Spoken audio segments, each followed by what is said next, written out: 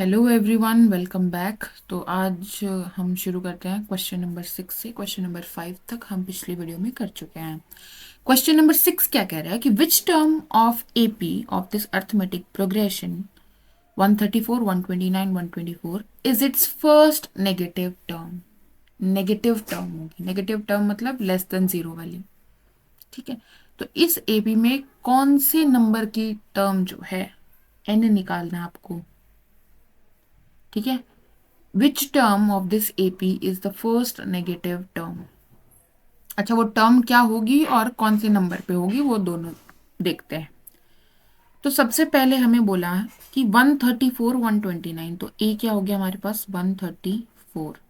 D अगर हम निकालना चाहें, हमें बोला है ये एपी है, तो डी तो हमें मिलेगा कॉमन डिफरेंस। कैसे निकालेंगे? 129 माइनस 134 कर सकते हैं, या 124 माइनस 129 कर सकते हैं। क्या आ जाएगा? -5।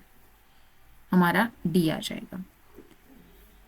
ए एन का हमारे पास क्या फॉर्मूला होता है? nth टर्म का हमारे पास फॉर्मूला होता है ए प्लस एन माइनस 1 डी।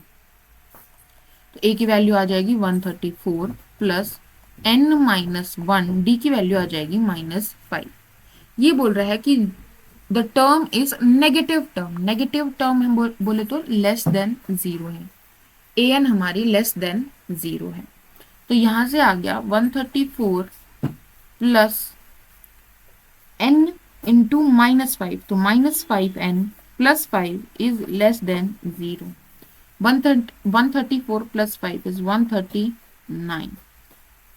तो यहां से आ गया हमारे पास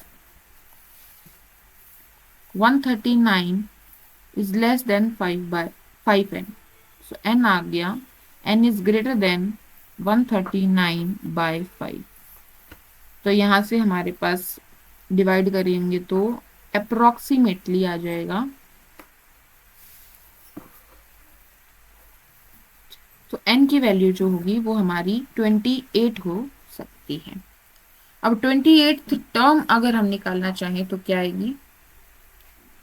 a 28 क्या आ जाएगी? a प्लस 28 माइनस 1 यानी 27 इंटू डी। ए की वैल्यू है 134 प्लस 27 इंटू डी की वैल्यू है -5।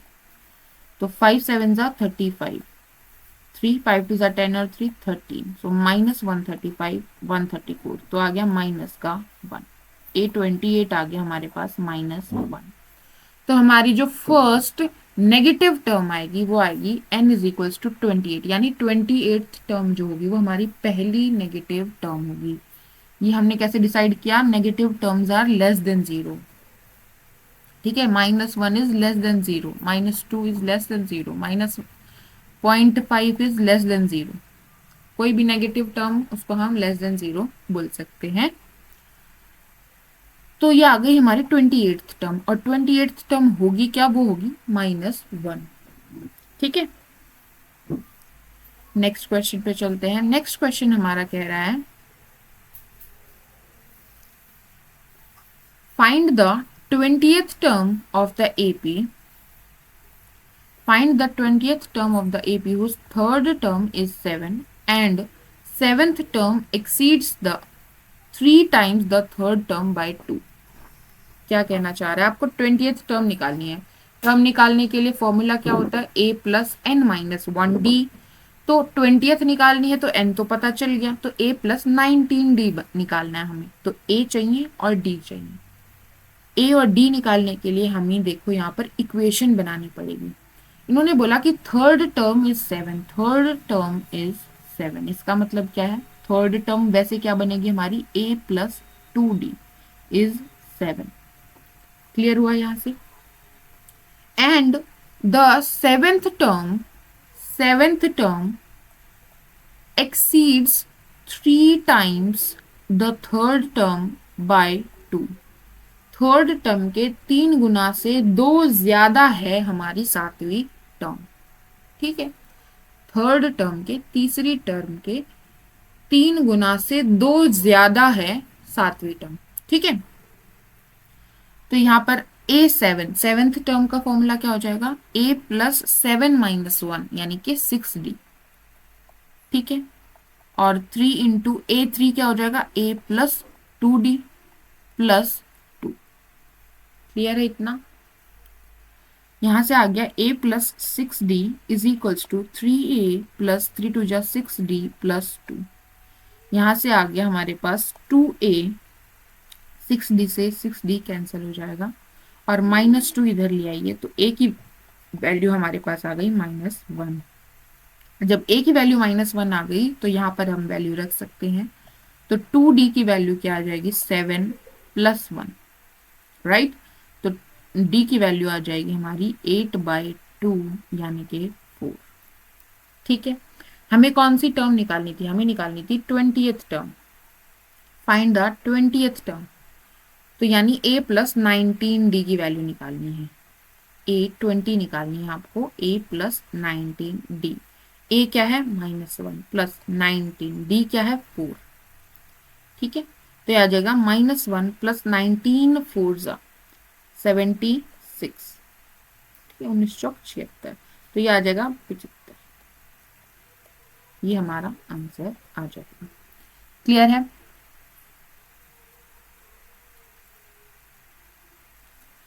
नेक्स्ट क्वेश्चन क्या कह रहा है कि the sum of 3 numbers in AP is 3 and their product is -35, find the numbers.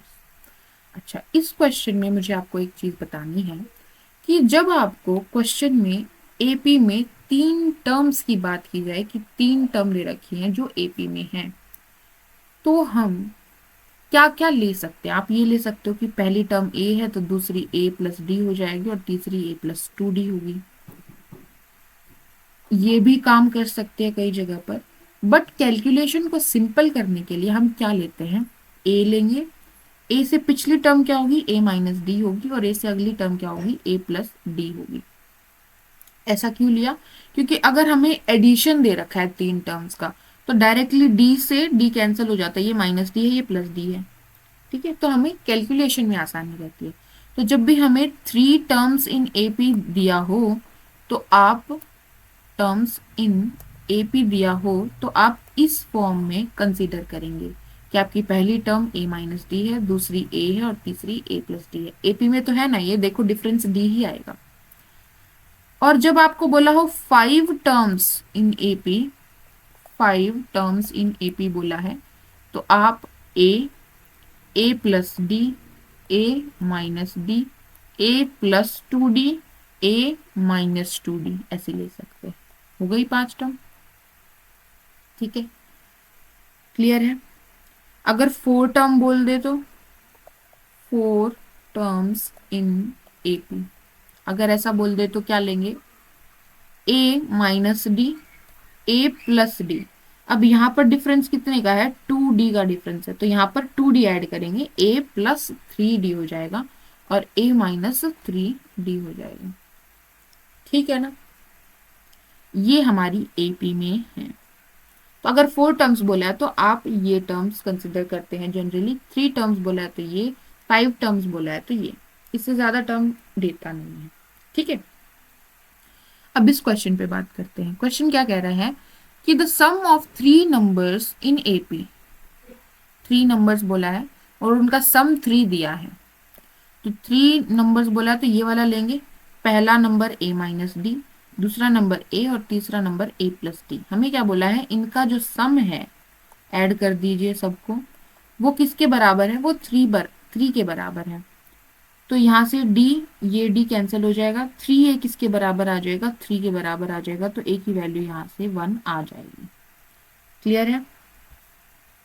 फिर हमें बोला कि एंड देयर प्रोडक्ट इज -35। ये जो 3 टर्म्स ली इनका प्रोडक्ट करें, मतलब मल्टीप्लाई करेंगे अगर, तो वो किसके बराबर है, -35 के बराबर है। ठीक है, तो देखो यहाँ पर A+D है और A-D है, तो ये हो जाएगा A² - D² into A is equals to -35। ठीक है, A की वैल्यू हमें पता है 1 है, तो यहाँ पर 1 रख सकते हैं, 1 - D², ये तो 1 है तो किसी नंबर को 1 से मल्टीप्लाई करेंगे तो वही नंबर आ जाएगा। Is equals to -35।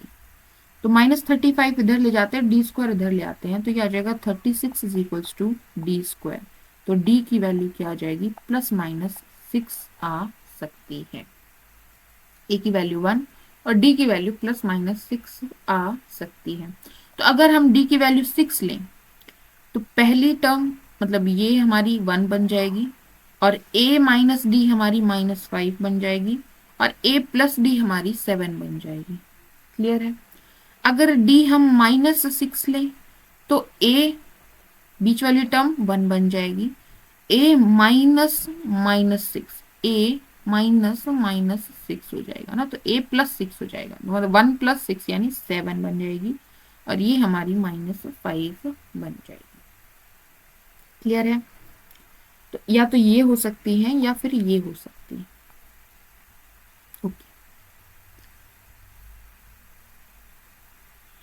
8th question done हो गया जी। 9th क्वेश्चन क्या कह रहा है कि if A B C are in AP, ये तीनों टर्म एपी में हैं, देन हमें दिखाना है कि 1/BC, 1/CA, 1/AB ये भी एपी में हैं। अच्छा,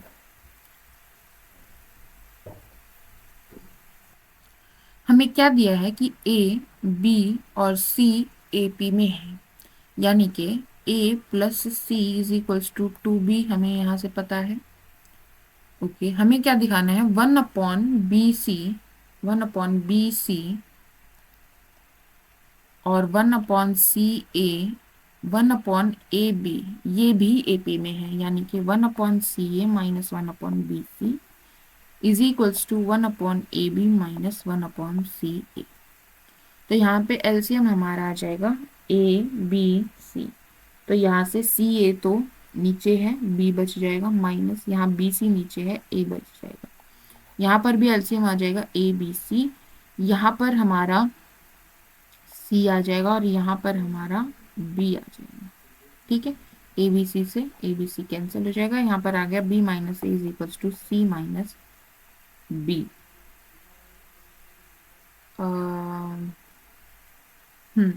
तो हमने गड़बड़ कर दी है यहाँ पर, हमें ये इक्वल दिखाना है कि ये दोनों इक्वल आएंगे, तो लेफ्ट हैंड साइड और राइट हैंड साइड अलग अलग सॉल्व करनी चाहिए हमें, right.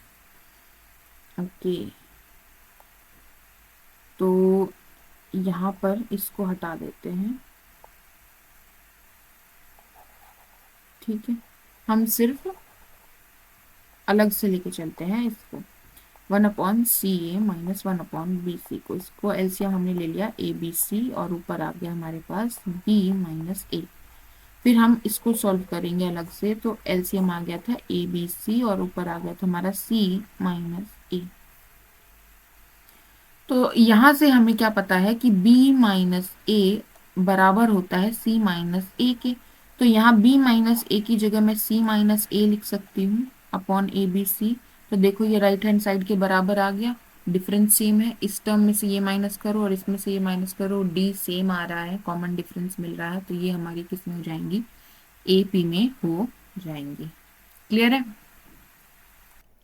Okay, so next question पे चलते हैं। नेक्स्ट क्वेश्चन हमारा, so we are done with the 9th।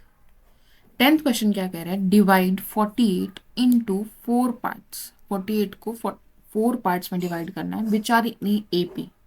ये जो 4 पार्ट्स में हम डिवाइड करेंगे, जो नंबर्स आएंगे ये एपी में है, such that product of extremes to the product of mean is 7:15। जैसे कि 4 पार्ट्स में हमने डिवाइड कर दिया, A, B, C और D। तो एक्सट्रीमीज मतलब A इंटू डी की रेशो दी है हमें B इंटू सी से। ठीक है, इस तरह से हम बात करें। अच्छा, अब यहाँ पर किसकी बात की इन्होंने, 4 पार्ट्स की, और जो एपी में है, तो 4 की बात जब हो तो हमने क्या बताया था कि कैसी टर्म्स लेनी है, एक लेंगे A - D, एक लेंगे A + D। ठीक है, एक लेंगे A - 3D, एक लेंगे A + 3D। हमें क्या दिया है, हमें इसका और इसका प्रोडक्ट और इसके प्रोडक्ट की रेशो दी है। यानी कि a minus three D into A plus three D upon a minus D into A plus D की रेशो दी है। क्या दी है? 7:15 दी है, आई गेस 7/15। ओके। और हमें एक चीज और दी है, हमें किसको डिवाइड करना था? चार पार्ट्स में 48 को डिवाइड करना था, तो इनका सम क्या हो जाएगा? 48 हो जाएगा।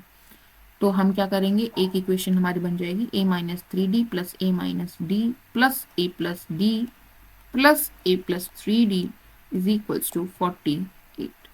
तो minus three d minus d plus d zero हो जाएंगे। ये a 2a 3a 4a 4a is equals to 48। यहां से a की वैल्यू आ जाएगी 12। क्लियर है? यहां से हमारे पास जब हम इसको सॉल्व करेंगे तो आएगा a minus d, sorry a minus b और a प्लस बी। तो a square minus b square की आइडेंटिटी, तो a स्क्वायर माइनस 3d का स्क्वायर यानी 9d स्क्वायर। नीचे आ जाएगा a square minus b square is equals to 7/15। ठीक है, जब हम क्रॉस मल्टीप्लाई करेंगे तो ये बन जाएगा 15a square minus 15 9 is 135d square is equals to 7a square minus 7d square। 7a square इधर आ जाएगा तो ये बन जाएगा 8a स्क्वायर, और माइनस 135 उधर जाएगा तो प्लस 135 हो जाएगा, और 135 में से 7 हमें माइनस करना पड़ेगा, तो हमारे पास बचेगा 128, राइट, डी स्क्वायर। ए स्क्वायर की ए की वैल्यू हमें पता है 12 है, ठीक है, तो वैल्यू रख देते हैं, तो ये आ जाएगा 8 into 12 is equals to 128d square. तो यहाँ पर 128 बाय में आएगा नीचे, जब हम इसको लेफ्ट हैंड साइड लेके आएंगे तो 12 into 12 by 128 is equals to d square. ठीक है, तो ये कैंसिल हो जाएगा, 8 1 and 4 8 6 are 48, right, 4 3 are 12 4 4 are 16, so we have 12 3 यानी 36/4 is equals to d square. तो अंडर रूट स्क्वायर रूट करेंगे दोनों तरफ से, हमारा d की वैल्यू आ जाएगी +-3। ठीक है, d की वैल्यू आ गई +-3 और a की वैल्यू आ गई 12। तो अब टर्म्स अगर हमारी निकालने को बोलेगा तो a की वैल्यू 12, d की वैल्यू अगर हम +3 लेके चल रहे हैं तो a प्लस डी वाली टर्म क्या बन गई हमारी 15, a माइनस डी कितना हो गया हमारा 9, ठीक है, और a प्लस 3d हमारा हो गया 3 टाइम्स 3 यानी कि 9 प्लस 12 सो 21, और a माइनस 3d हमारे पास आ गया -9 माइनस करना है तो हमारे पास आ गया 3, तो basically 3, then how much is the d 3 6 है ना, तो 6 इसमें जोड़ेंगे तो हमारा 9 आ गया, देन 15 आ गया एंड देन 21। तो ये हमारी पार्ट्स बन गए। और अगर हम d को -3 लें तो क्या बनेगा, a प्लस डी क्या बनेगा, a प्लस डी, तो 12 माइनस 3 9, a माइनस डी क्या बनेगा 15, और a प्लस 3d क्या बनेगा हमारा 3 3 जा 9 माइनस करना है तो 3 बन गया, और a माइनस 3d क्या बनेगा हमारा 21। तो हमारी AP क्या बनेगी 21, then a minus d 15, then a plus d यानी 9 और देन 3, ये बनेगी। ठीक है, क्लियर है, आगे बढ़ते हैं। ओके, नेक्स्ट क्वेश्चन हमारा कह रहा है कि find the sum of first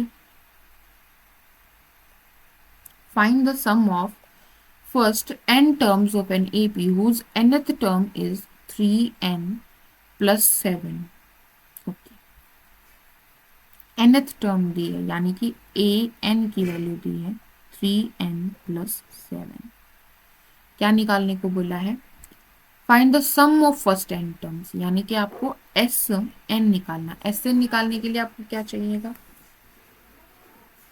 S n निकालने के लिए आपके पास एक फॉर्मूला होता है n/2 2a प्लस n-1d। ठीक है, ओके। तो जब मैं n की वैल्यू 1 रखूंगी, अच्छा इसको करते हैं इरेज पहले।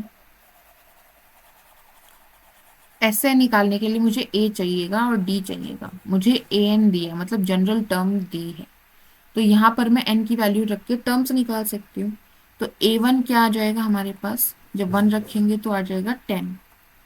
a2 हमारे पास क्या आ जाएगा, 2 3 जा 6, 6 और 7 आ जाएगा 13। a3 हमारे पास क्या आ जाएगा, 3 3 जा 9, 9 और 7 हमारे पास आ जाएगा 16। a4 क्या आ जाएगा, 4 3 जा 12, 12 और 7 हमारे पास आ जाएगा 19। तो हमारी जो सीक्वेंस एपी बनी वो क्या बनी, 10 13 16 19 and so on.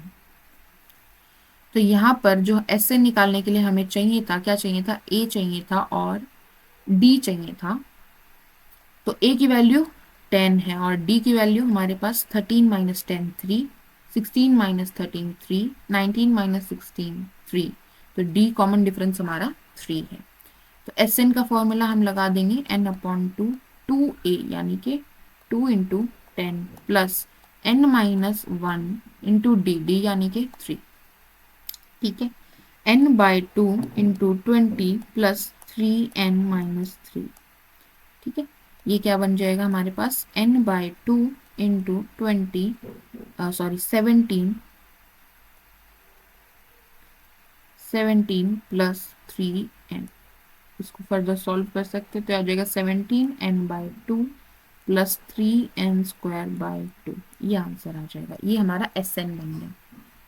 S N पूछा था फर्स्ट एन टर्म्स का, तो एन की वैल्यू तो एन तो एन ही रहेगा इसमें, ठीक है ना।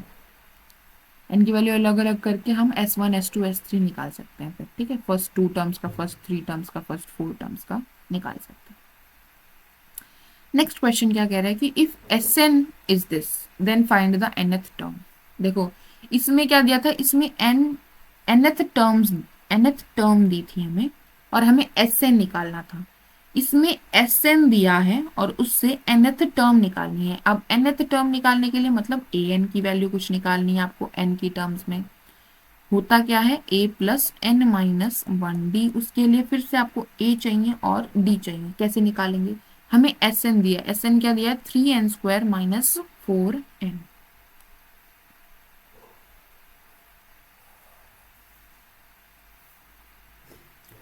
एस एन इन्होंने दिया है 3n² minus 4n।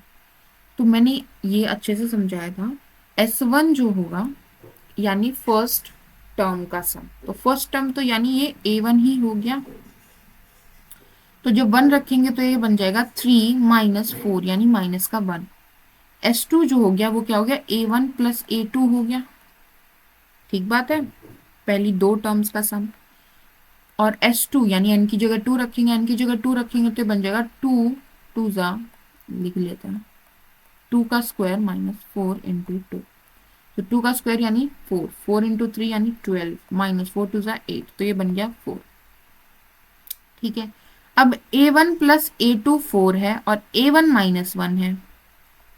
a1 plus a2 4 है और a1 माइनस 1 है, तो ये वैल्यू इसमें रखेंगे तो ये आ जाएगा a2 माइनस 1 क्या आ गया, 4 आ गया। तो a2 की वैल्यू क्या आ गई भाई, 5 आ गई। ठीक है, तो जो हमारी AP है उसकी पहली टर्म -1 है, दूसरी टर्म 5 है। यहां तक क्लियर है, ओके। अब हम निकालते हैं S3। जब हम S3 निकालेंगे तो वो क्या बनेगा, n की जगह 3 रखेंगे, 3 इंटू 3 का स्क्वायर माइनस 4 इंटू 3, 3 3 जा 9, 3 जा 27 माइनस 4 3 जा 12। तो ये क्या बन गया, 7 माइनस 2 यानी 5, 2 माइनस 1 15। ठीक है, तो S3 क्या है, A1 plus A2 plus A3 है। अब मैं A3 निकालना चाहती हूँ, तो A1 प्लस A2 की वैल्यू क्या है, 4, वो यहाँ मैं रख देती हूँ। तो ये आ जाएगा 4 प्लस A3 बराबर 15। तो A3 क्या आ गया हमारा, 15 माइनस 4। तो A3 की वैल्यू क्या आ जाएगी 11। ठीक है, तो ये आ गई 11। तो हमें हमारे पास AP की 3 टर्म्स आ चुकी हैं। अब बताइए A की वैल्यू क्या आ गई -1। कॉमन डिफरेंस क्या आएगा 5 माइनस -1 यानी 6। 11 माइनस 5 यानी कि 6। तो कॉमन डिफरेंस हमारा आ गया 6। हमें AN निकालना था, nth टर्म निकालनी थी। तो A की वैल्यू रख दीजिए, D की वैल्यू रख दीजिए, N एज इट इज रहेगा। ठीक बात है, रखिए। AN क्या होता है A plus N minus 1D। A की वैल्यू आ गई -1 प्लस N माइनस 1D की वैल्यू 6। तो आ गया -1 प्लस 6N माइनस 6। तो आ जाएगा -7 प्लस 6N। ये हमारा आ गई AN। तो अगर आपको इस AP की कोई भी टर्म निकालनी है तो आप इस फॉर्मूले से निकाल सकते हो। मात्र आपको जो टर्म निकालनी है, 10th टर्म निकालनी तो n की जगह 10 रख दीजिए, 12th टर्म निकालनी है तो n की जगह 12 रख दीजिए। ठीक, ये जनरल फॉर्मूला है इस AP की टर्म्स का। क्लियर है? ओके, नेक्स्ट क्वेश्चन पे चलते हैं। In an AP, the sum of the terms equidistant from the beginning and the end is always same and equal to sum of first and last term। ये हमें दिखाना है, क्या कह रहे हैं ये लोग कि मान लीजिए A1 A1 A2 A3 and so on AN terms हैं हमारी AP में, फाइनाइट टर्म्स है, राइट। तो क्या बोल रहा है कि यहां से अगर मैं दूसरी टर्म उठाऊं और यहां से दूसरी टर्म उठाऊं, आगे और पीछे से इक्वी डिस्टेंट टर्म उठाऊं, यहां से दूसरी उठा रही हूं तो यहां पीछे से भी दूसरी ही उठानी है। तो यहां से दूसरी यानी A2, पीछे से दूसरी यानी कि AN से पहले कौन सी होगी AN माइनस 1th टर्म होगी, N माइनस 1th टर्म होगी ना, AN माइनस 1th टर्म होगी। ये क्या बोल रहे हैं, इन दोनों का सम जो होगा वो बराबर होगा, पहले से तीसरी उठाऊं और पीछे से भी तीसरी उठाऊं। ये AN nth टर्म, ये N माइनस 1th टर्म, यहां पर क्या होगी N माइनस 2th टर्म होगी। ठीक है, और ये किसके बराबर हो गई, पहली टर्म उठाऊं और आखिरी टर्म उठाऊं। तो ये क्या कह रहे हैं कि जब आप इक्वी डिस्टेंट टर्म उठाते हो पहले से और आखिरी से, तो उनका जो सम आता है वो बराबर होता है, पहली टर्म और आखिरी टर्म के बराबर के सम के बराबर होता है। ये चीज हमें प्रूव करनी है। देखो कैसे करोगे। अब मान लीजिए हमने सेकेंड टर्म उठाई, तो A2 का फॉर्मूला क्या हो गया A प्लस डी। फिर पीछे से मुझे पीछे लास्ट से भी सेकेंड टर्म उठानी पड़ेगी, तो AN माइनस 1th टर्म उठाई तो उसका फॉर्मूला भी क्या हो जाएगा A प्लस एन, एन की जगह पूरा रखा जाएगा N minus one into D. ठीक है, तो ये बन गया A plus N minus 2D। अब A2 प्लस AN माइनस 1 करूं मैं, A2 प्लस AN माइनस 1 करूं तो ये A और ये A ऐड हो गया, 2A बन गया। यहाँ पर N माइनस 2D है, यहाँ पर D है, तो ये क्या बन जाएगा N माइनस 1D।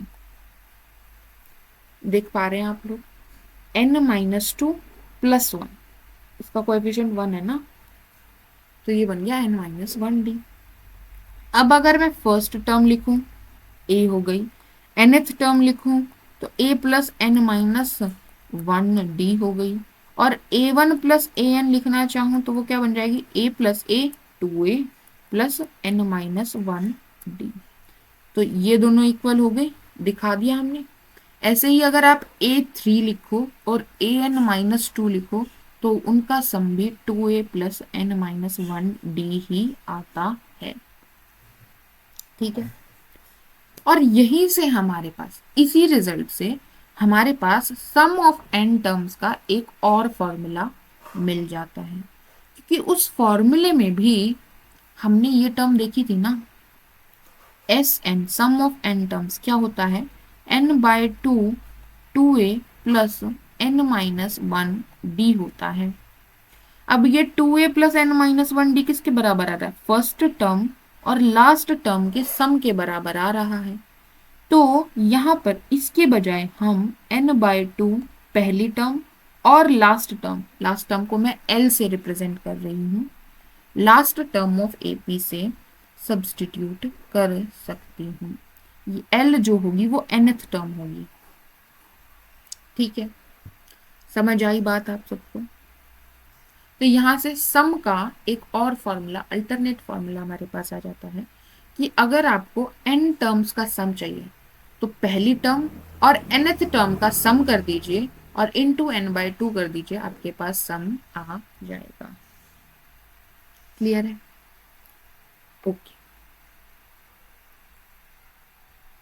तो ये चीज इस फॉर्मूले के लिए मैंने इंक्लूड की थी। इफ द नेक्स्ट क्वेश्चन कह रहे हैं कि if the first term of an AP is 3, पहली टर्म 3 है, फर्स्ट टर्म है तो a की वैल्यू हमें दे दी है 3, and sum of first 5 terms, sum of first 5 terms is equal to 1/4 of the sum of the next 5 terms. Find the sum of first 20 terms. ये relation हमें देखना पड़ेगा, तो पहले हम इसको साफ कर लेते हैं, अच्छे से करते हैं फिर। अच्छा, इससे पहले जो ये वाला क्वेश्चन था equidistant from the beginning and and वाला, इसको हम इन जनरल भी देख सकते हैं। जैसे मैंने एक क्वेश्चन कराया था, आपको याद हो तो पिछली वीडियो में, लास्ट टर्म से pth टर्म निकालने का, मतलब nth टर्म निकालने का, पीछे से nth टर्म निकालने का फॉर्मूला बताया था, और स्टार्टिंग से nth टर्म निकालने का फॉर्मूला बताया था। जब स्टार्टिंग से nth टर्म निकालेंगे तो हमारा a फर्स्ट टर्म होगी, a1 से हम रिप्रेजेंट कर लेते हैं यहाँ पर विदाउट, ताकि कंफ्यूजन ना रहे। ये हमारे पास n टर्म्स है, फर्स्ट टर्म a1 है, और मुझे यहाँ से pth टर्म निकालनी है। इसने बोला ना इक्विडिस्टेंट, तो स्टार्टिंग से भी pth टर्म और एंड से भी pth टर्म निकाल लेंगे। तो pth टर्म फ्रॉम स्टार्टिंग अगर हम निकालेंगे तो उसमें a काम करेगा फर्स्ट टर्म, और p-1 और d हमारा कॉमन डिफरेंस हो गया। लेकिन जब हम लास्ट से pth टर्म निकालेंगे, लास्ट से pth टर्म निकालेंगे, उसमें इसका क्या करते हैं, रेसिप्रोकल कर देते हैं हम अपनी जो अर्थमेटिक प्रोग्रेशन है। और रेसिप्रोकल करने से क्या फर्क पड़ता है, ये हमारी फर्स्ट टर्म बन जाता है, और हमारा जो d है कॉमन डिफरेंस है उसके आगे माइनस साइन लग जाता है ना। ध्यान है आपको, ये चीज पिछली वीडियो में बताई थी। सो pth टर्म निकालनी है तो n-1 यानी p-1 हो जाएगा, और d जो है वो -d हो जाएगा, क्योंकि हमने इसका रेसिप्रोकल किया है। तो जो डिफरेंस a2 माइनस a1 में था, अगर हमने ये उल्टी कर दी तो हमें a1 माइनस a2 करना पड़ेगा। तो ये इनके बीच में क्या रिलेशन है, ये एक दूसरे के माइनस है, राइट। तो जब ये pth टर्म है फ्रॉम स्टार्टिंग और ये pth टर्म है फ्रॉम लास्ट, जब मैं इन दोनों को जोड़ूंगी तो क्या बनेगा, a1 plus pd minus d plus an minus pd plus d। ठीक है, तो ये pd minus pd, d minus d cancel हो जाएगा, और आंसर a1 प्लस an आएगा, first term and the last term. तो इन जनरल आप देख सकते हो। और ये जो चीज़ है लास्ट से pth टर्म निकालने की, ये मैंने पिछली वीडियो में अच्छे से समझाई है, आप वहां से देख सकते हैं। ओके, जो अभी क्वेश्चन है उसमें क्या दिया है कि नेक्स्ट क्वेश्चन जो है उसमें दिया है कि a हमारी फर्स्ट टर्म हमारी 3 है, sum of first 5 terms, sum of first 5 term को मैं s5 से रिप्रेजेंट कर देती हूँ, पहली 5 टर्म्स का सम a1 plus a2 plus a3 plus a4 plus a5। a1 मुझे पता है तो ये हो गया 3 plus a2 plus a3 plus a4 plus a5, पहली 5 टर्म का सम किसके बराबर दिया है, 1/4 of the sum of next 5 terms is equals to 1/4 of the sum of next 5 terms, अगली 5 टर्म्स यानी A6 plus A7 plus A8 plus A9 plus A10, ये हमें दिया है।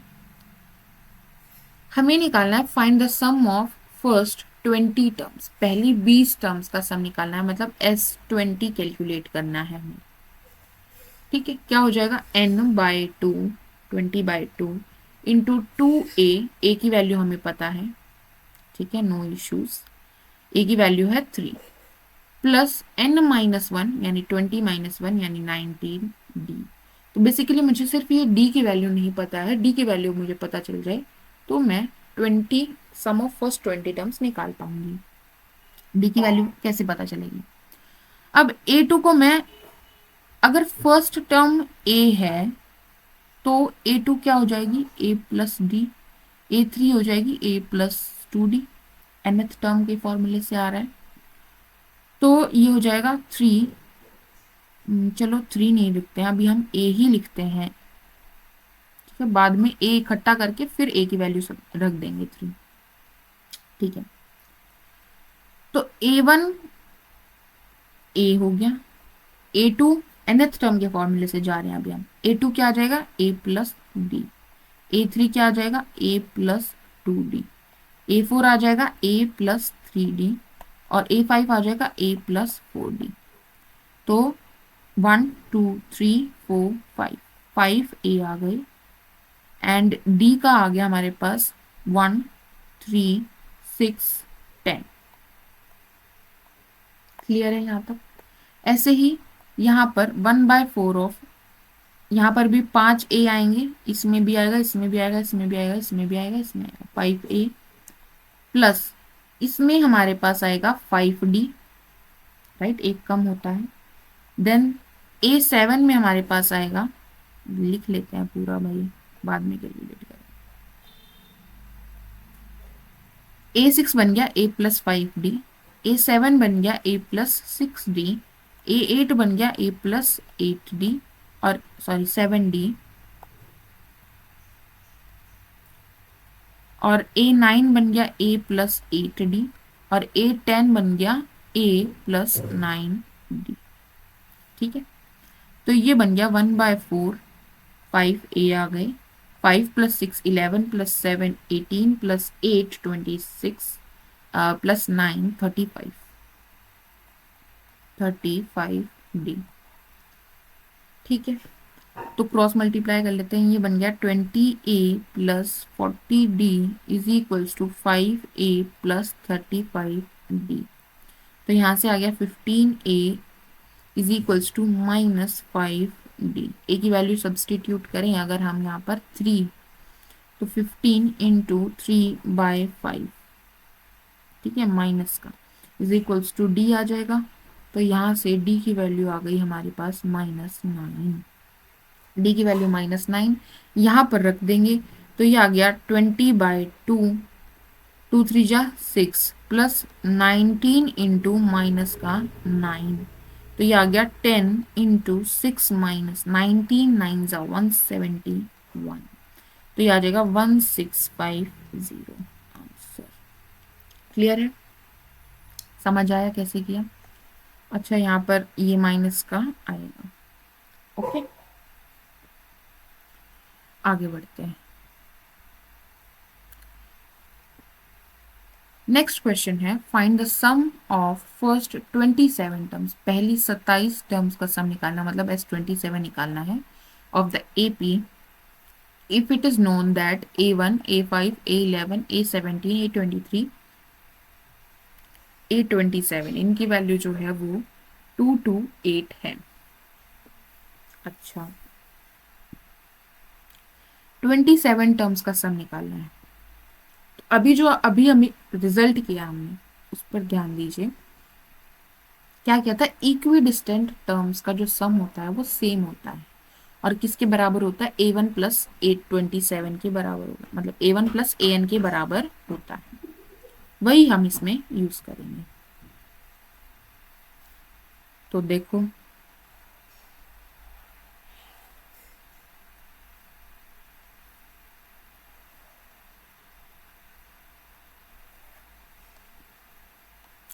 सबसे पहले तो हमें निकालना क्या है, S27 निकालना है। तो इसका एक फॉर्मूला तो ये हो गया 2a plus n minus 1d, और बाहर हम लिखें n/2।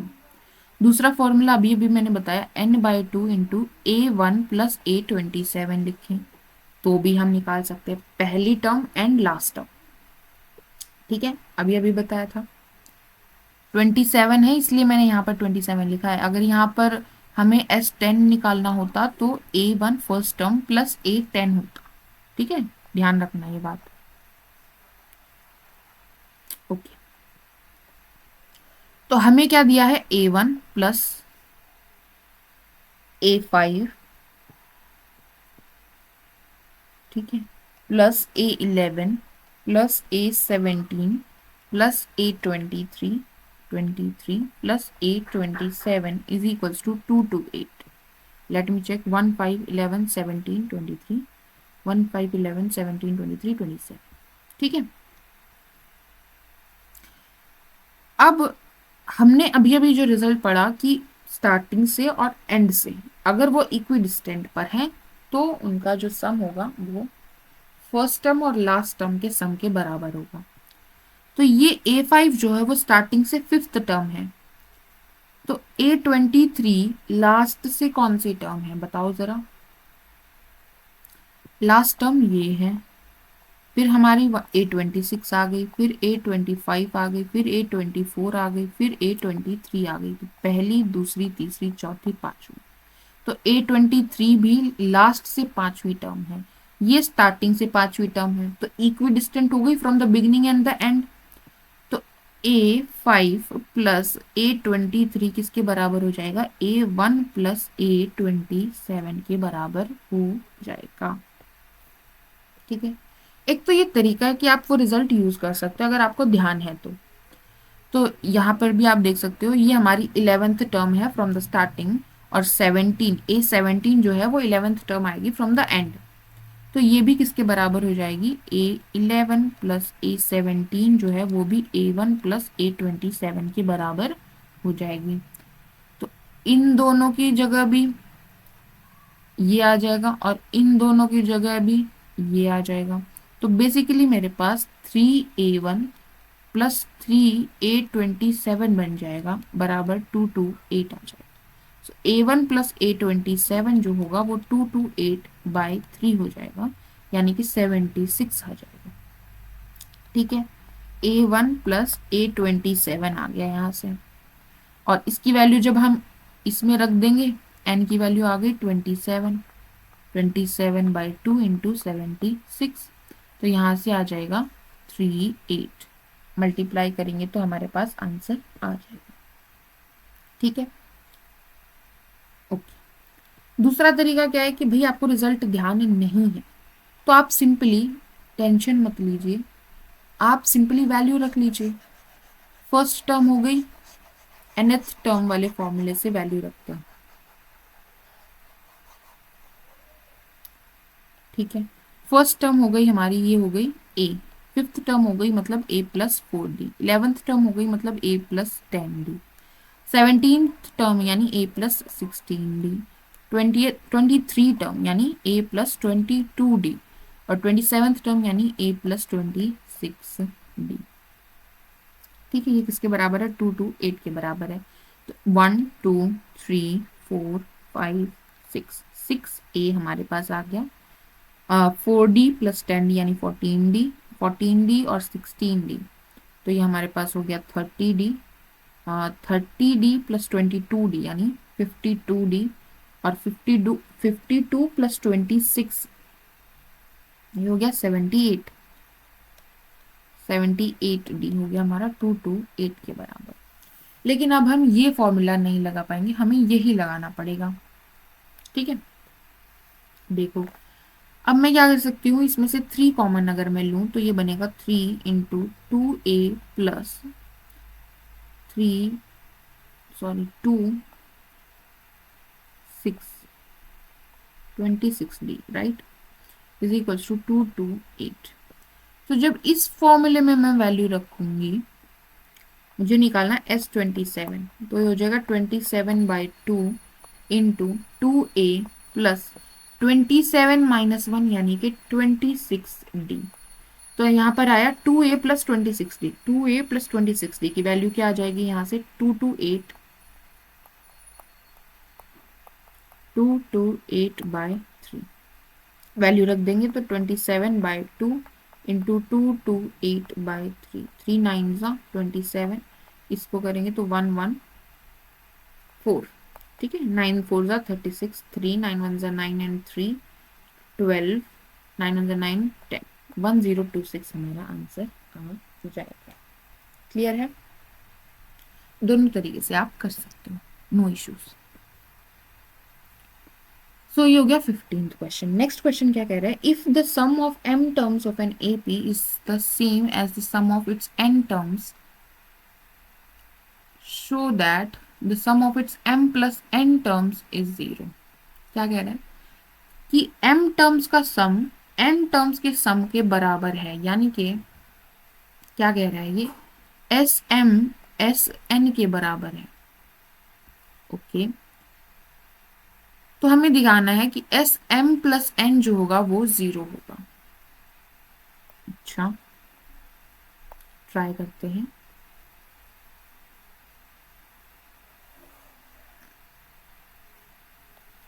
एस एम के बराबर, एस एम का क्या फॉर्मूला है, m/2 2a plus m-1d is equals to n/2 2a plus n-1d। यहाँ पर हम फर्स्ट टर्म a लेके चले हैं, हमारी AP की first term is a and common difference is d।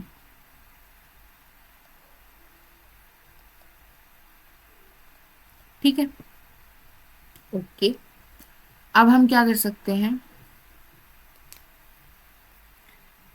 हमें निकालना क्या है, एस एम प्लस एन निकालना है, मतलब कि हमें m plus n/2 into 2a plus m plus n-1 into d, इसकी वैल्यू चाहिए। अच्छा,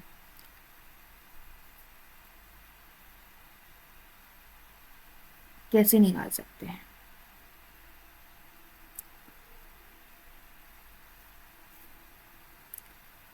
पहले तो हम कर लेते हैं, 2 से 2 कैंसिल हो जाएगा, तो ये हो जाएगा m-1d is equals to n 2a plus n-1d। ये हो गया 2am plus m² d minus md is equals to 2an plus n² d minus nd। यहाँ पर 2a कॉमन ले लेंगे तो बन गया m-n। ठीक है, यहाँ पर d कॉमन ले लेंगे तो बन गया m² माइनस n²। यहाँ पर d कॉमन ले लेंगे तो बन गया m-n। अब यहाँ से m-n पूरे में से कॉमन ले लेंगे तो हमारे पास क्या बन जाएगा,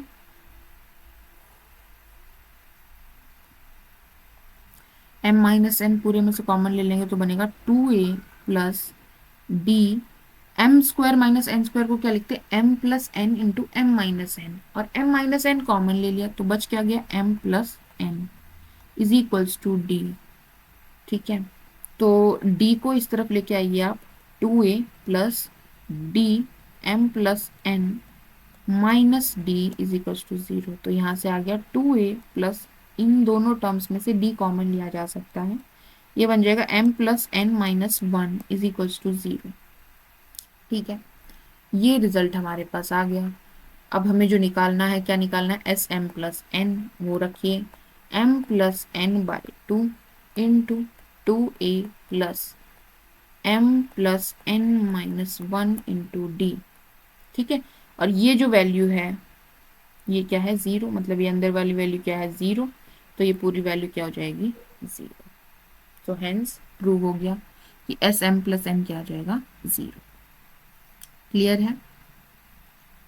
हमें क्या दिया था, m टर्म्स और n टर्म्स का सम बराबर दिया था, तो हमने बस उनको बराबर रखा है। ओके, आगे बढ़ते हैं। नेक्स्ट क्वेश्चन क्या कह रहा है, the sum of n 2n and 3n terms of an AP are s1 s2 s3 respectively, prove that s3 is equals to 3 s2 minus s1। ये हमें प्रूव करना है। चलो,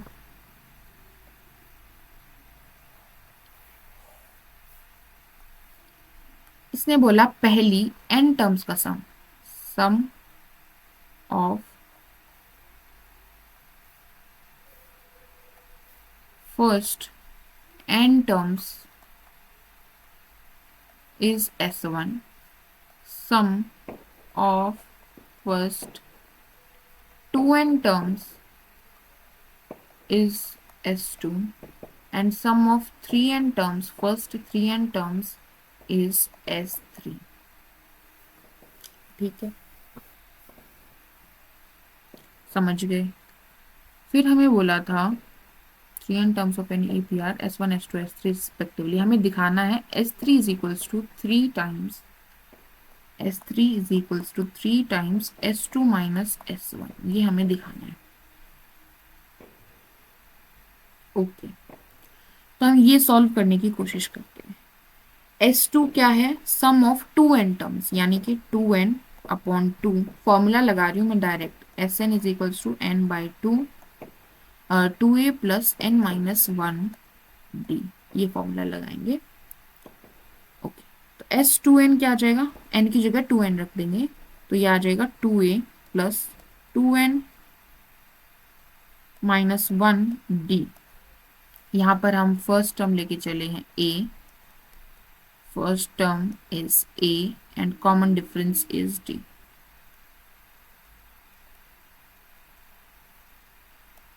ठीक है, ये हो गया S2n, क्योंकि S2 क्या है, S2n है।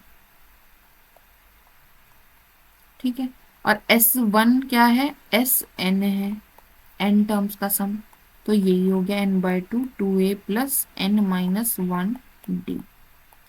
ठीक है, राइट हैंड साइड में वैल्यूज रखते हैं हम, तो ये है 3 टाइम्स S2 यानी 2n बाई 2, कैंसिल कर देते हैं अभी से ही, n रखते हैं, 2a plus 2n minus 1 into d minus n by 2 2a plus n minus 1d। ठीक है, ये आ गया हमारे पास 3 2an plus 2n square d minus n d minus, ये हो जाएगा 2 से ये 2 कैंसिल हो जाएगा, राइट, तो ये आ जाएगा ए एन माइनस, इधर है ये भी माइनस है, तो minus n square d by 2 and ये माइनस, देन ये माइनस प्लस हो जाएगा एन डी बाई 2। ये हमारी राइट हैंड साइड चल रही है अभी, तो 2an minus a n is a n. अब इसमें हमारे पास d है, इसमें भी d है, इसमें भी d है, इसमें भी d है, d हम अगर कॉमन लें तो हमारे पास अंदर क्या आ रहा है, 2n square minus n square by 2 plus n by 2। अच्छा, सॉल्व करते हैं, minus n plus n by 2, तो माइनस एन बाई 2 बच गया। अच्छा, बाहर 3 तो रह गया, क्या बच गया, माइनस एन बाई 2 बच गया। ठीक है, और 2n square minus n square by 2, तो 2n स्क्वायर एलसीएम लेंगे तो 2 2 जा 4 हो जाएगा, 4n square minus n square यानी 3n स्क्वायर बाय 2। ठीक है, यहां तक क्लियर है। 3 अंदर मल्टीप्लाई करेंगे तो 3an आ जाएगा, a इंटू एन है ये, ठीक है, प्लस 3d और 2 भी बाहर ले लेते हैं यहाँ से, n भी बाहर ले लेते हैं एक, तो क्या बचेगा हमारे पास 3n माइनस 1 बच जाएगा। ठीक है, यहाँ तक ठीक है ना, सही कॉमन लिया है ना मैंने, यहाँ पर n बाई 2 कॉमन ले लिया, n बाई 2 और 3d बाहर है। ठीक है, अब क्या करते हैं, n/2 हम पूरा कॉमन ले लें, अगर यहां से भी n/2 कॉमन ले रहे हैं तो यहाँ पर 6a आ जाएगा, प्लस n/2 कॉमन ले लिया तो यहाँ पर 3d आ गया, 3n-1।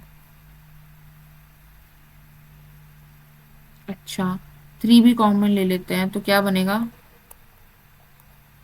2a plus d into 3n-1।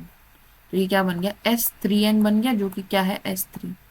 तो हमारी right hand side left hand side के बराबर आ गई एंड हैंस प्रूव्ड हो गया। ठीक है,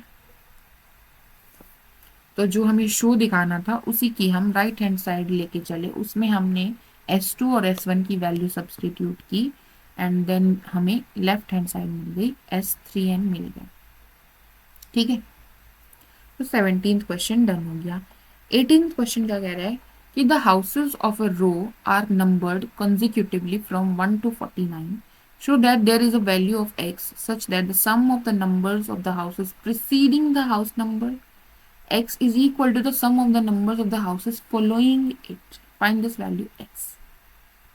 क्या कहना चाह रहे हैं, ये कहना चाह रहा है कि घर बनाए गए हैं लाइन से, ठीक है, और उनको नंबर भी दे दिया गया है लाइन से, 1 to 49 के नंबर दिए हैं कि ये घर बनाया है और उसको हमने 1 नंबर दिया, पहला घर, फिर हमने दूसरा घर बनाया, फिर तीसरा घर बनाया, और लाइन से हमने ऐसे रो में 49 घर बनाए हैं। क्या कह रहा है ये कि इनमें एक घर है जिसको x से अगर मैं डिनोट करूं तो उससे पहले जितने भी नंबर आ रहे हैं उनका सम, और उसके बाद जो नंबर आ रहे हैं उनका सम बराबर आ रहा है। Sum of numbers of the houses preceding the house number x, x से पहले वाले घर उनका सम, और sum of number of houses following it, और उसके बाद वाले हाउसेस के नंबर का सम बराबर आ रहा है। तो इससे पहले ये काउंट नहीं करना, x-1 जो है वो किसके बराबर आ रहा है, वो बराबर आ रहा है s49 तक का सम करें और उसमें से sx माइनस कर दें तो इन बचे हुए का आ जाएगा सम। ठीक है, समझ आई, ये बराबर हैं दोनों। क्या किया, ये समझ आई, ये क्या बोल रहा है कि ये जो घर है इसके ऊपर एक ऐसा नंबर है कि इस नंबर से पहले वाले जितने भी नंबर्स हैं उनका सम करूं और इसके बाद जो नंबर्स हैं उनका सम करूं तो सम बराबर आ रहा है। तो ये नंबर हमें ढूंढना है, कौन सा नंबर है। तो इससे पहले तो ये तो काउंट नहीं होगा उसमें, इससे पहले हो गया मतलब x-1, तो x-1 तक के सारे जो घर हैं उनका, घर के नंबर हैं उनका सम आ गया sx-1, x-1 टर्म्स का सम। ठीक है, और s49 हो गया इन सारी टर्म्स का सम 1 से लेकर 49 तक, और sx हो गया 1 से लेकर x तक का सम। तो जब 49 में से x वाला सम माइनस कर देंगे तो ये जो x से आगे वाले जो घर हैं उनके नंबर्स का सम बच जाएगा। ठीक है, क्लियर है, यही हमें दिया है क्वेश्चन में। ओके, अब आप बताइए कि ये घर का नंबरिंग कहाँ से शुरू हुई, 1 से शुरू हुई, तो a की वैल्यू क्या हो गई 1, d की वैल्यू क्या आएगी, 1 के बाद 2 है, 2 के बाद 3 है, 3 के बाद 4 है, तो कॉमन डिफरेंस क्या आ गया 1 आ गया। अच्छा, एस एन का हमारे पास जनरल फॉर्मूला होता है n/2, 2a प्लस n-1d। तो वैल्यू रखेंगे, s(x-1) क्या होगा, s(x-1) हो गया हमारे पास x-1/2, 2a प्लस n की जगह पर x-1, तो ये बनेगा x-1 -1 इंटू डी। a की वैल्यू क्या है 1 है, तो 2 इंटू 1 1 हो जाएगा, और यहाँ पर भी 1 आ जाएगा। ठीक है, ओके, 2 इंटू 1 2 हो जाएगा। क्लियर है यहाँ तक। s49 क्या आएगा, 49/2, देन 2a, a इज 1 तो 2 प्लस 49 माइनस 1 यानी 48 इंटू डी, डी इज 1। ठीक है, माइनस x का सम, x टर्म्स का सम, तो x/2, 2 into A is 1 plus x minus 1 into D is 1। ठीक है, क्लियर है यहाँ तक? सिर्फ हमने वैल्यू रखी है। अभी इनको सॉल्व करते हैं, तो ये आ जाएगा x माइनस 1/2। अंदर क्या बनेगा हमारे पास 2 प्लस x माइनस 2। तो ये 2 से ये 2 कैंसिल हो जाएगा, अंदर सिर्फ x बच गया। यहाँ पर देखेंगे तो 48 प्लस 2 हो गया 50, 50/2 हो गया 25, यानी 49 इंटू 25 हमारा ये आ गया। माइनस यहाँ पर देखेंगे तो ये आ गया x/2 बाहर है, अंदर आ गया 2 प्लस x माइनस 1। अच्छा, यहाँ पर x बचा तो ये आ गया x² माइनस x/2 बराबर 49 इंटू 25 माइनस यहाँ पर आ गया हमारे पास x प्लस 1। ठीक है, x इंटू एक्स प्लस 1/2। ठीक है, क्लियर है यहाँ तक? यह आ गया x² minus x/2 is equals to 49 into 25 minus यहाँ पर क्या बन जाएगा x² प्लस x/2। इसको जब हम लेफ्ट हैंड साइड लेके जाएंगे तो ये माइनस में जाएगा, सॉरी माइनस में है तो प्लस में जाएगा, तो ये हो जाएगा x² plus x/2 is equals to 49 into 25। Clear है यहाँ तक? अब ये देखो x² एलसीएम तो 2 आ गया, no doubt. x² minus x plus x² plus x, तो x और ये माइनस x कैंसिल हो जाएगा, यहां से आ गया हमारे पास 2x²/2।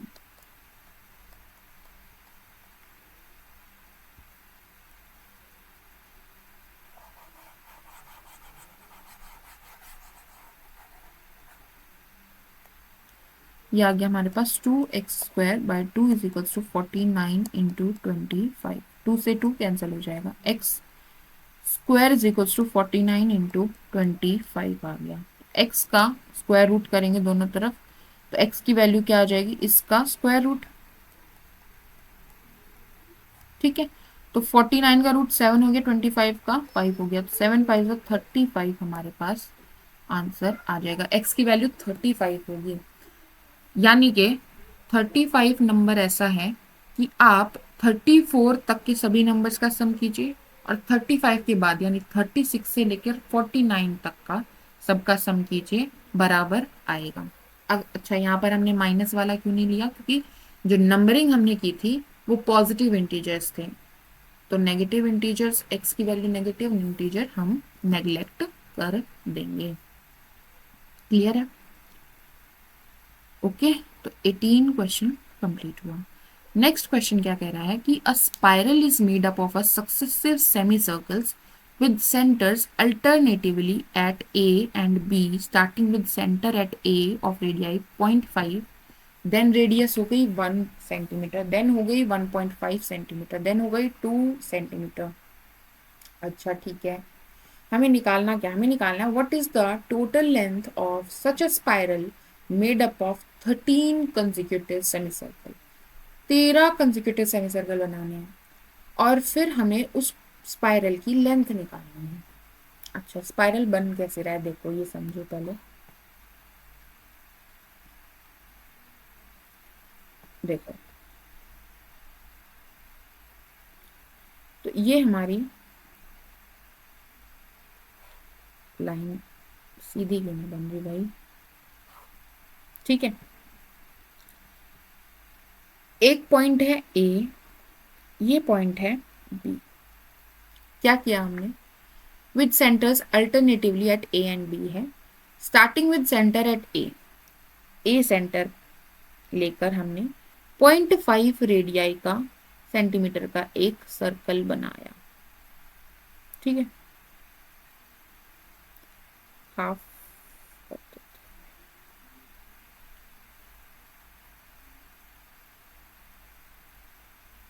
ओके, ये हो गया 0.5 सेंटीमीटर। देन बी सेंटर लेके हमने यहां पर है बी सेंटर लेके मैंने 1 सेंटीमीटर का सर्कल बनाया, 1 सेंटीमीटर रेडियस का सेमी सर्कल बनाया। देन ए सेंटर लेके ये हो गया 1 प्लस 0.5, 1.5 सेंटीमीटर का सर्कल बनाया, सेमी सर्कल बनाया। देन बी सेंटर लेके मैंने 2 सेंटीमीटर का सर्कल बनाया, सेमी सर्कल बनाया। तो ऐसे करके हमारा जो स्पाइरल है वो मूव कर रहा है, ऐसे जा रहा है, राइट। क्लियर है? अच्छा, हमने ऐसे 13 कंसेक्यूटिव बनाए और हमें फिर उनकी लेंथ निकालने की, स्पाइरल की टोटल लेंथ क्या बनेगी 13 कंसेक्यूटिव सेमी सर्कल्स बनाने के बाद।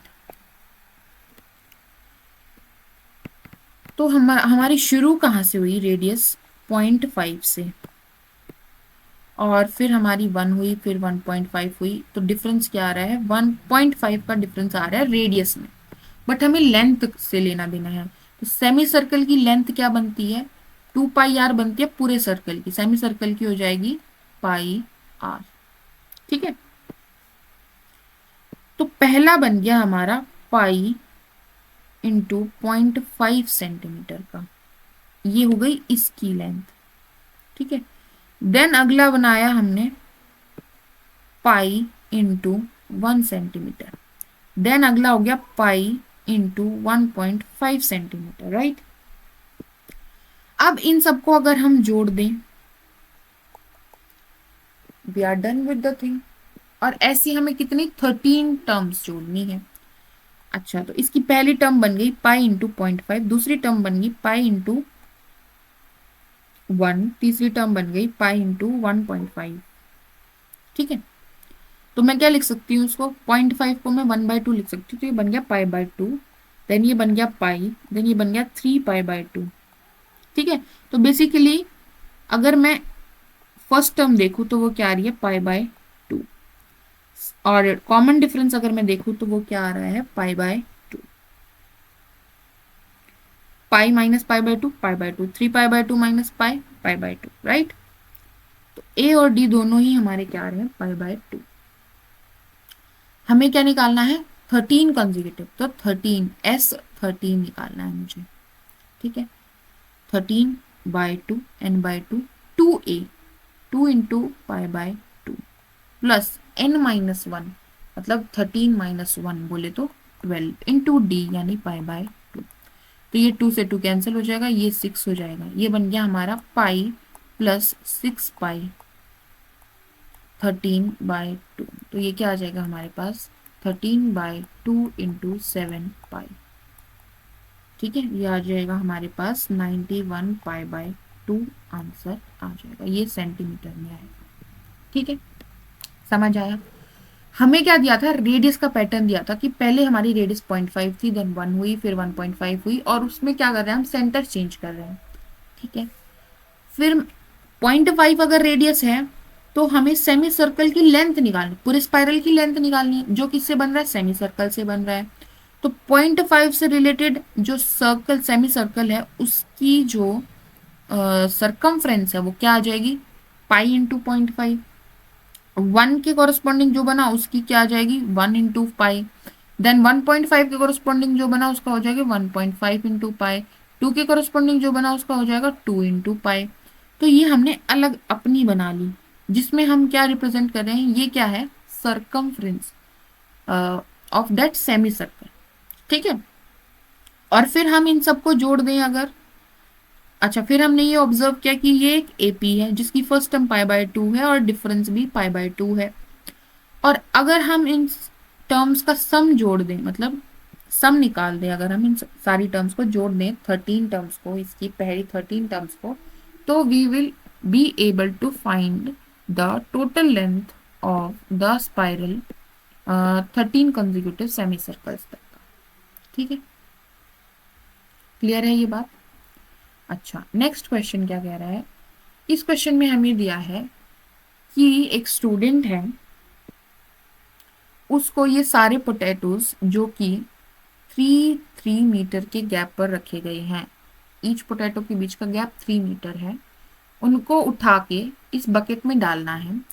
पहला जो पोटैटो रखा है, पहला जो आलू रखा है, वो इस बकेट से 5 मीटर के डिस्टेंस पर रखा है। ठीक है, और वो एक टाइम पर एक ही आलू उठा सकती है। मतलब ये उठाएगी, इसमें डालेगी, फिर वापस आएगी, दूसरा उठाएगी, फिर इसमें डालेगी, फिर वापस आएगी, तीसरा उठाएगी, फिर इसमें डालेगी। तो हमें निकालना है कि वो टोटल डिस्टेंस कितना ट्रेवल कर लेगी इस तरीके से। ठीक है, क्वेश्चन समझ आया? ऐसी रील्स भी आजकल बहुत चल रही हैं, आपने देखी होंगी।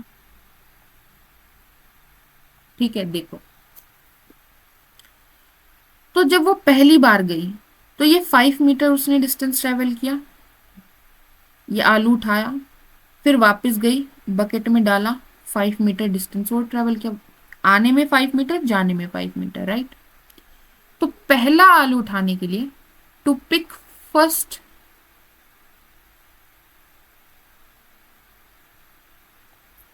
पोटैटो, शी रैन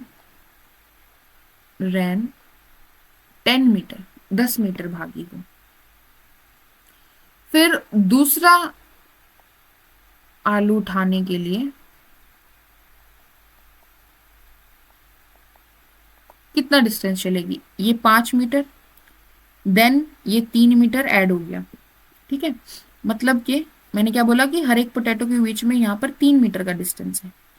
तो 5 और 3 यानी 8 मीटर जाएगी पहले, फिर वापस आएगी। तो दूसरा पोटैटो बकेट में डालने के लिए उसको कितना डिस्टेंस चलना पड़ा? 8 + 8 यानी कि 16 मीटर भागना पड़ा उसको, चलना पड़ा, जो भी वो कर रही है। ठीक है, तीसरा उठाने के लिए कितना चलना पड़ा उसको?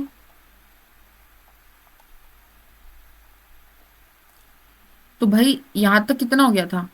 8 हो गया था।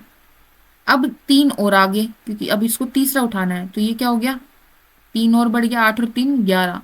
तो वो 11 भाग के जाएगी, 11 मीटर, और फिर उठाएगी, फिर वापस आएगी और इसमें डालेगी, तो 11 मीटर चलेगी। तो 11 + 11, तो वो टोटल 22 मीटर चली तीसरा उठाने के लिए। तो देखो, पहली टर्म 10 आई, दूसरी 16 आई, और फिर 22 आई। तो क्या ये एपी बन रही है? 16 - 10 इज 6, 22 - 16 इज 6, कॉमन डिफरेंस 6 आ रहा है। ठीक है, फर्स्ट टर्म 10 आई, कॉमन डिफरेंस 6 आया। अच्छा, ऐसे उसे कितने पोटैटो उठाने हैं? तो ऐसे उसे 10 पोटैटो उठाने हैं। 1 2 3 4 5 6 7 8 9 10, 10 पोटैटो उठाने हैं। और हमें क्या चाहिए? टोटल डिस्टेंस, कि उसने ये डिस्टेंस, ये क्या था? ये डिस्टेंस ही तो लिखा हमने, पहले को उठाने का, दूसरे को उठाने का, तीसरे को उठाने का। पर ये क्या पूछ रहे हैं कि इन सभी आलुओं को उठाने के लिए वो टोटल कितना डिस्टेंस ट्रेवल कर लेगी। तो बेसिकली यहाँ पर क्या निकालना पड़ेगा? सम निकालना पड़ेगा। कितनी टर्म्स का सम निकालना पड़ेगा? 10 टर्म्स का सम निकालना पड़ेगा, क्योंकि उसे 10 पोटैटो उठाने, लास्ट वाला जो है वो 10th पोटैटो। क्लियर है? तो क्या हो जाएगा? 10/2, 2a यानी 20, प्लस n-1, 10 - 1 यानी 9, इंटू d यानी 6। तो ये आ गया हमारे पास 5 × 20 + 9 6 54, यानी कि 74। 5 × 74 यानी कि 5 4 22, 5 7 35, 370 मीटर वो चली है, वो भागी है इन पोटैटो को उठाने के लिए। अच्छा, अगर पूछता कि सिर्फ 2 ही पोटैटो उठाने थे, तो कितना भागना पड़ता उसको? सिर्फ 26 मीटर। पहले को उठाने के लिए 10 मीटर भागती, दूसरे को उठाने के लिए 16 मीटर भागती, तो 26 मीटर भागना पड़ता। 3 उठाने होते तो इसमें 22 और जोड़ दीजिए। अभी इसे कितने उठाने थे? कितने उठाने थे? 10 उठाने थे, तो हमें S10 निकालना पड़ा। क्लियर है ये बात? नेक्स्ट क्वेश्चन क्या कह रहा है कि हमारे पास एक सीढ़ी है। ठीक है, सीढ़ी क्या है? थोड़ी विंटेज टाइप की है, कि ऊपर से पतली है और नीचे से चौड़ी है। ठीक है, और क्या बताया गया है? और ये बताया गया है कि इसमें जो डंडे लगे हुए हैं ना, अब नीचे से चौड़ी है, तो जो नीचे वाला डंडा है वो 45 सेंटीमीटर का है, और जो सबसे ऊपर वाला डंडा है वो 25 सेंटीमीटर का है। ठीक है, कि जो सबसे नीचे है ये 45 सेंटीमीटर है और जो सबसे ऊपर है वो हमारा 25 सेंटीमीटर है। और क्या बोला गया है कि जो डंडे हैं वो 25 सेंटीमीटर की दूरी पर लगाए गए हैं। 25 सेंटीमीटर की दूरी पर लगाए गए हैं। पहला लगाया, फिर 25 सेंटीमीटर पर दूसरा लगाया, फिर 25 सेंटीमीटर पर तीसरा लगाया, 25 सेंटीमीटर पर चौथा लगाया। और पहले और आखिरी डंडे के बीच का जो डिस्टेंस है वो 2.5 मीटर है। हमें क्या निकालना है? हमें निकालना है कि ये जो डंडे बीच में लगाए गए हैं इनको बनाने के लिए हमें कुल कितनी लकड़ी लगी होगी। इनको बनाने के लिए हमें कुल कितनी लंबी लकड़ी लगी होगी। तो बेसिकली ये अगर 45 सेंटीमीटर का है तो उससे अगला कुछ घटा होगा क्योंकि नीचे चौड़ी है और ऊपर भीड़ी है। ठीक है, फिर और कम डिस्टेंस हुआ होगा, फिर इसमें और कम लकड़ी लगी होगी और यहाँ पर हमारी 25 सेंटीमीटर की लकड़ी लगी है, लंबी लकड़ी लगी है। तो बेसिकली हमें ये तो समझ आ गया कि हमें सारे जो डंडे लगे हैं उनकी लेंथ को ऐड करना है। तो बेसिकली हमें सम तो निकालना है, बट हमें ये फाइंड आउट करना पड़ेगा कि ये जो 25 सेंटीमीटर है ये कौन सी टर्म है इस सीरीज की। ठीक है, तो पहली टर्म है 45 सेंटीमीटर, ए है हमारा, और डी हमें दे दिया है 25 सेंटीमीटर। ठीक है, इतना क्लियर है?